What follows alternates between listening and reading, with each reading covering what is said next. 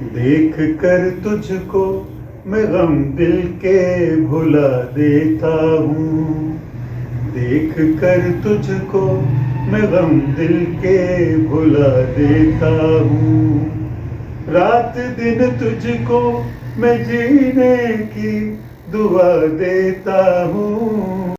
السلام علیکم ناظرین، جیسا کہ ہمارا وعدہ ہے کہ ہم ہر ہفتے آپ کی خدمت میں ایک نئی سے نئی ویڈیو لے کر حاضر ہوتے رہیں گے لانے پبلشرز کے پلیٹ فارم سے ایک دفعہ پھر میں ہوں آپ کی خدمت میں عرشیہ عباس، اور آج ہم ایک ایسی ہستی کا انٹرویو لینے جا رہے ہیں کہ جن کی ذات کسی بھی قسم کے انٹروڈکشن کی محتاج نہیں ہے۔ یہ ہمارے لیجنڈری آرٹسٹ ہیں، انفیکٹ آرٹسٹ کا لفظ ان کے لیے چھوٹا ہے۔ میں سمجھ نہیں پا رہی ہوں کہ میں کون سے لفظ کا چناؤ کروں جو ان کی ذات کو جسٹیفائی کر سکے، تو بہتر ہے کہ میں بغیر وقت ضائع کیے مزید کوئی بات کہوں، ہم سر کی طرف چلتے ہیں جی جناب غلام عباس صاحب کی طرف سے۔ السلام علیکم سر۔ وعلیکم السلام، بہت شکریہ عرشیہ، اور ناظرین آپ کا بھی بہت بہت شکریہ کہ آپ ہم دونوں کو دیکھ رہے ہیں۔ آپ دیکھیے کتنی ٹیلنٹڈ ہیں۔ ارے نہیں سر، یہ انٹرویو بات کر کے میرا تو دل لگا دیا کہ میں ان سے گفتگو کروں۔ نہیں سر، یہ بالکل انٹرویو آپ کے لیے ہے، اور میرے لیے بہت اعزاز کی بات ہے کہ مجھے یہ موقع ملا ہے زندگی میں کہ میں نے آپ کے درشن کر لیے سر۔ بڑی مہربانی، کیونکہ I can't find the exact word کہ میں کیا کہوں اور کیسے بات اسٹارٹ کروں۔ میں تو شروع سے صبح سے بڑی ایکسائٹیڈ تھی کہ today I get a chance to meet you, کیونکہ مینی آف یو نو کہ سر کافی عرصے سے علیل تھے اور بہت سے ان کے فینس جاننا چاہ رہے تھے، ملنا چاہ رہے تھے ان سے، اس علالت کے بعد ریکوری کے بعد ان سے گفتگو کرنا چاہ رہے تھے۔ اور یہ انٹرویو اس لیے بھی ہم نے ضروری سمجھا کہ جو ہماری آج کی یوتھ ہے وہ اپنے اثاثے سے اور اپنی ثقافت سے بہت دور ہوتی جا رہی ہے، تو یہ انٹرویو ان کے لیے بہت ہیلپ کرے گا کہ دے شوڈ نو کہ ہمارے ملک کے اصل فنکار ہیں کون۔ ہم بس گانے کو گانے کی حد تک سنتے ہیں، لیکن گانا ایک پراپر فنکاری ہے اور یہ ہر کسی کے بس کی بات نہیں ہے۔ ہم تو جو آج کل، میں اب نام نہیں لینا چاہتی، جن سنگرز کو سنتے ہیں وہ بس آوازیں ہیں جو ہمارے کانوں تک پہنچتی ہیں، لیکن یہ وہ آواز ہے، یہ وہ فن ہے جو اگر ایک دفعہ آپ کے کانوں سے گزر جائے نا، اس کے بعد آپ کی وہ تمنا نہیں رہے گی کچھ اور سننے کی۔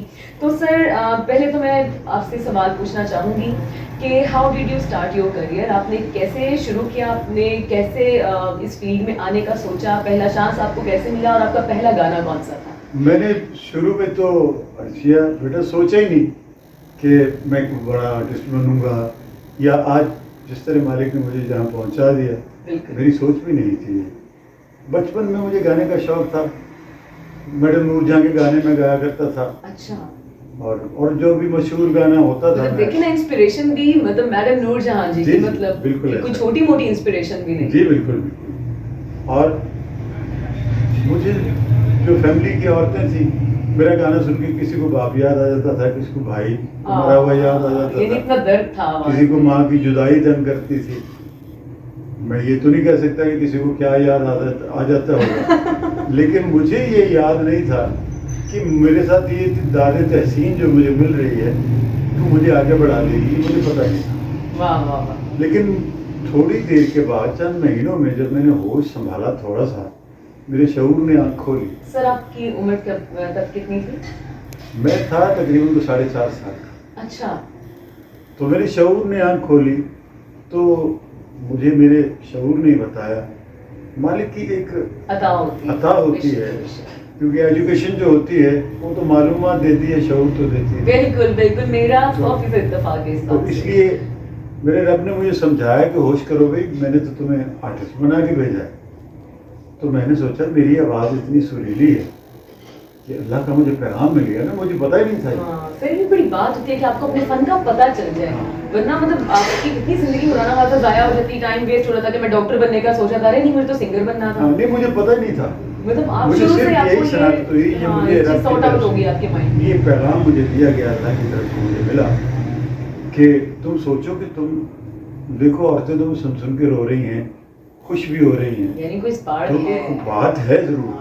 تو میں نے یہ سوچا کہ میں گانا کیوں نہ گاؤں گا، تو مجھے یہ بڑا جنون ہو گیا، میں نے اس میں آگے بڑھنے کے لیے۔ یعنی آپ کا فیملی بیک گراؤنڈ نہیں تھا سنگنگ سے، آپ پہلے ہی فیملی میری، ان کو تو لڑنے کا شوق ہے، وہ تو گانے وانے کا شوق تھا۔ تو میری فیملی میں چونکہ میرا جو تعلق ہے وہ کابل قندھار سے ہے، میرے آباء اجداد کا۔ اچھا اچھا اچھا۔ تو وہاں سے ہجرت کر کے شمالی ہندوستان میں آباد ہوئے تھے. منیر نیازی صاحب جو بہت بڑے شاعر ہمارے ملک کے بلکہ پوری دنیا کے بڑے شاعر ہو اردو شاعری کے بڑے علمبردار جس کو کہتے ہیں پوئٹری میں. تو منیر نیازی صاحب کے دادا اور میرے پردادا یہ دونوں دوست تھے اور غزنی قبیلے سے بھاگ کے یہ شمالی ہندوستان میں گئے. تو اچھا سر، آپ کافی عرصہ بیمار رہے اور آپ نے بہت زیادہ فائٹ کی اپنی بیماری سے، ڈاکٹر سے، سب نے اپنی ایڑی چوٹی کا زور لگایا آپ کی جان بچانے کے لیے. اور آپ نے جیسے پہلے بھی آف اسکرین ہم بات کر رہے تھے کہ ڈاکٹرز نے ایک حساب سے پوری ہوپ چھوڑ دی تھی. تو یہ بات یقیناً کسی معجزے سے، کسی میریکل سے کم نہیں ہے کہ آج آپ ماشاء اللہ سے صحیح سلامت ہمارے سامنے بیٹھے ہیں. تو سر اپنی ریکوری کے بارے میں تھوڑا سا. میں یہی کہوں گا کہ تقریباً 2-2.5 سال میں اس بیماری سے لڑتا رہا. آخر جب ڈاکٹروں نے ہاتھ کھڑے کر دیے اور مجھے بتا بھی دیا کہ بھائی ہمارے ہاتھ سے تو نکلتے جا رہے ہو، میری فیملی سے بھی کہہ دیا، تو میں پھر یہی کہوں گا کہ ہر مذاہب اور ہر مکتبہ فکر سے تعلق رکھنے والے لوگ انہوں نے اپنی عبادت گاہوں میں میرے لیے دعائیں کی، اور میرے دوستوں نے، مجھے محبت کرنے والوں نے نمازیں پڑھ پڑھ کے میرے لیے دعائیں کی، چرچز میں میرے لیے دعائیں ہوئیں، مساجد میں میرے لیے دعائیں ہوئیں، گرودواروں میں ہوئی، مندروں میں ہوئی. مطلب ہر محبت کا تو دیکھیں محبت کا تو کوئی مذہب کوئی نہیں ہے، دیوار نہیں ہوتی. ایسے بھی محبت کا مذہب تو ہوتا ہے بالکل. اور سر دعا میں لیکن یہ ہے کہ دعا جو ہے وہ بہت بڑی طاقت ہے. بالکل بالکل ہے. سر آپ کی اسٹوری یقیناً آج کی جنریشن کے لیے بہت زیادہ ہی کہتے ہیں نا موٹیویشن ہے. تو اب مزید ہمارے ینگسٹرس کو آپ موٹیویٹ کریں اپنی اچیومنٹ کے بارے میں بتا کہ آپ کی اس سارے سفر میں کیا کیا اچیومنٹس رہی ہیں. اچیومنٹس تو بات کی بات ہے، لیکن اس کی روح کی جو بات ہے وہ میں بتا دیتا ہوں کہ یہ سب میری سوچ تھی کہ اب مجھے یہاں کوشش کر کے جانا ہے اور یہاں پہنچنا ہے، یہاں ان آرٹسٹوں کے ساتھ میں نے ڈیوٹ گانے ہیں. تو یہ صرف میں سوچ سکتا تھا یا اسٹرگل کر سکتا تھا. گانا جو میں نے سیکھا وہ استاد اسماعیل خان صاحب جو مہدی حسن صاحب کے چچا بھی تھے، استاد بھی تھے. میں مہدی حسن صاحب کی پسند پہ ان کے ساتھ گیا تھا ان سے سیکھنے کے لیے گانا. ریڈیو سے انہوں نے مجھے سنا تو کہنے لگے مجھ سے گانا سیکھو، تم اس ملک کے بہت بڑے فنکار بنو گے. میں ان کے ساتھ چلا گیا گھر. شارٹلی وہ یہی ہے کہ اسماعیل خان صاحب بیٹھے ہوئے تھے، وہ مجھ سے انہوں نے بات بھی نہیں کی. وہ مہدی حسن صاحب کے چچا اور استاد تھے. میں روز بیٹھ کے آ جاتا تھا. مہدی حسن صاحب تیار ہو گئے گانے وانے پہ چلے جاتے تھے، ریکارڈنگ بھی کرتے تھے، مصروف تھے. تو بڑے میاں نے کہا کہ بھائی تم مہدی حسن آج تم جانے سے پہلے یہ بتا دو اس بچے کا کیا قصور ہے، تم اس کی زندگی کیوں خراب کر رہے ہو. میں کہا چچا میں تو مصروف ہوں، یہ وہ دیکھیے. ہاں بیٹے گانا سناؤ. انہوں نے میرا گانا سنا اور مہدی حسن صاحب سے کہا تم جاؤ بھی اپنا کام کرو، اس کو ہم خود سکھا دیں گے، یہ ہمارے ساتھ. مہدی حسن صاحب میرے پاس آئے، کہنے لگے لو بھائی تیرا تو کام ہو گیا، مجھے کیا پتا تھا میرا کیا کام ہو گیا. بہرحال ان سے میں نے تعلیم حاصل کی، پھر ان کی اجازت سے میں نے فلم نگر کا رخ کیا. اور سر آپ کے ایوارڈز کے بارے میں بھی. ایوارڈز تو آج تو آن ایئر پہ جو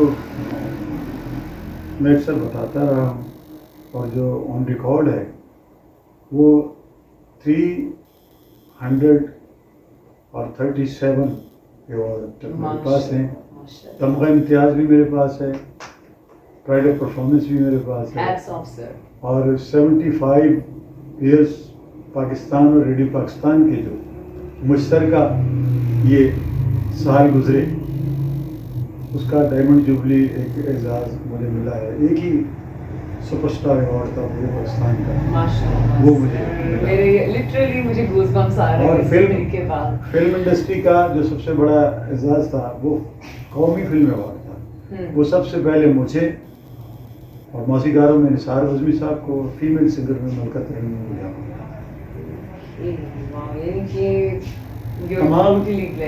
تمام ریجمنٹس جتنی بھی ہیں پاکستان میں، آرمی کی اور سول ادارے جتنے بھی ہیں، تمام اعزازات میرے پاس. گریجویٹ ایوارڈ، نگار ایوارڈ، علامہ مشرق ایوارڈ، مظفر ایوارڈ، نعیم ہاشمی ایوارڈ، ادارے تشخص